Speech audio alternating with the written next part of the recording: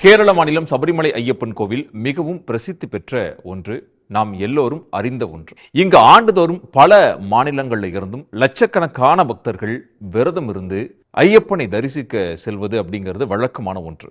அப்படி லட்சக்கணக்கான பக்தர்கள் வழிபடக்கூடிய அந்த கோயில்ல தங்கம் மாயமான விவகாரம் ஒட்டுமொத்த கேரளாவையே உலுக்கி இருக்கிறது. கேரளாவில் இருக்கக்கூடிய சபரிமலை ஐயப்பன் கோயில் கருவறையின் வெளிப்புறம் மற்றும் பீடத்துடன் கூடிய 2 துவாரபாலக சிலைகளுக்கு கடந்த 1999ஆம் ஆண்டு தங்க தகடுகள் அப்படிங்கிறது பொருத்தப்பட்டுச்சு. இதற்கு தொழிலதிபர் விஜய் மல்லையா நன்கொடையாக வழங்கிய 30 கிலோ தங்கம் தான் பயன்படுத்தப்பட்டுச்சு.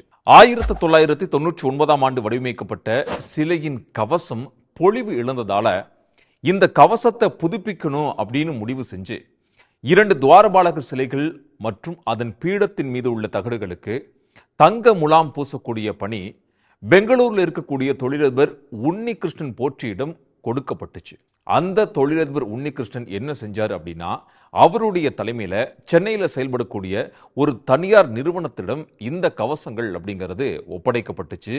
அப்போது அந்த கவசத்தினுடைய எடை அப்படிங்கிறது 42 கிலோ 800 கிராம் ஆக இருந்துச்சு. அப்போ முலாம் பணிகள் எல்லாம் முடிஞ்சு சபரிமலைக்கு திரும்ப கொண்டு வரப்பட்ட போது அதனுடைய எடையை பார்க்கும்போது 4 கிலோ குறைவாக இருந்திருக்கு. இது தொடர்பாக கேரள உயர்நீதிமன்றம் என்ன பண்றாங்க அப்படின்னா, தாமாக முன்வந்து ஒரு வழக்கை பதிவு செஞ்சு அந்த விசாரணையும் தொடங்கப்பட்டுச்சு. அப்போ தங்க முலாம் பூசப்பட்ட கவசங்கள் எடை குறைந்த விவகாரத்தை விசாரிக்க திருவிதாங்கூர் தேவசம் போர்டு ஊழல் தடுப்பு பிரிவு குழு விசாரிக்க நீதிமன்றம் உத்தரவிட்டு இருந்தது. இந்த வழக்கு விசாரணைக்கு வந்துச்சு. அப்போ திருவிதாங்கூர் தேவசம் போர்டுவின் ஊழல் தடுப்பு குழு இந்த விவகாரத்துல அதனுடைய முதல் கட்ட விசாரணையின் இடைக்கால அறிக்கையை சமர்ப்பிச்சது. அந்த அறிக்கையை நீதிமன்றத்திலையும் தாக்கல் செஞ்சிருந்தாங்க.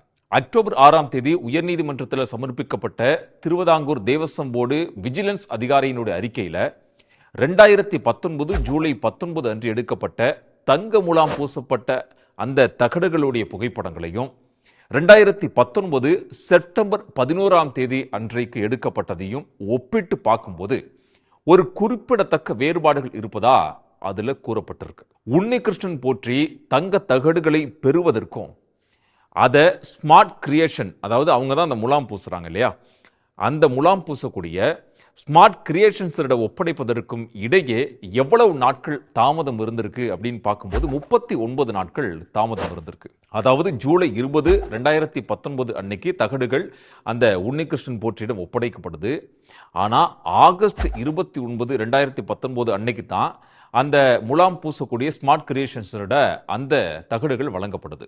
அதற்கு அப்புறமா 2019 செப்டம்பர் 11ஆம் தேதி அன்னைக்கு சபரிமலைக்கு முலாம் பூசப்பட்டு திருப்பி அனுப்பப்படுது.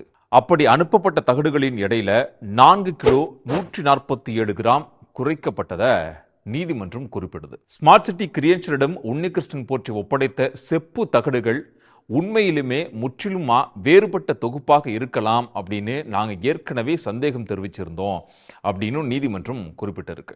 இதற்கு இடையில 1999ஆம் ஆண்டுல துவாரபாலக சிலையினுடைய உரைப்பூச்சுக்கு 1 கிலோ 564 கிராம் தங்கம் பயன்படுத்தப்பட்டதை சுட்டிக்காட்டி மல்லையாவினுடைய அந்த யூபி குழுமத்தினுடைய மேலாளர் திருவிதாங்கூர் தேவசம் போர்டு செயலாளருக்கு வழங்கிய கடிதத்தையும் திருவிதாங்கூர் தேவசம் போர்டு விஜிலன்ஸ் அதிகாரி உயர்நீதிமன்றத்தில் சமர்ப்பிச்சிருந்தார்.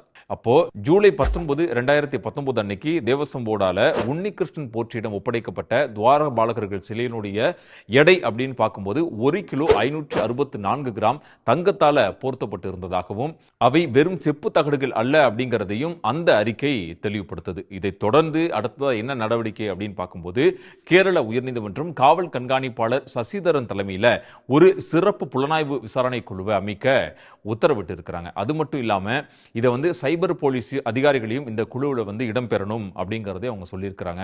இது குறித்த விசாரணை அப்படிங்கிறது ரகசியமா நடத்தப்பட வேண்டும் அப்படிங்கிறதையும் அவங்க ரொம்ப தெளிவாகவே அதுல சொல்லியிருக்கிறாங்க. அறிக்கைகளை நேரடியாக நீதிமன்றத்தில் சமர்ப்பிக்கணும் அப்படிங்கிறதையும் நீதிமன்றம் உத்தரவிட்டு இருக்கு. சிறப்பு விசாரணை குழுவின் அறிக்கை மூலமாகவே அடுத்தடுத்த கட்ட நடவடிக்கைகள் இந்த வழக்கு விசாரணையை பொறுத்த வரைக்கும் எடுக்கப்படும் அப்படிங்கிறத நாம இதுல இருந்து புரிஞ்சுக்கலாம்.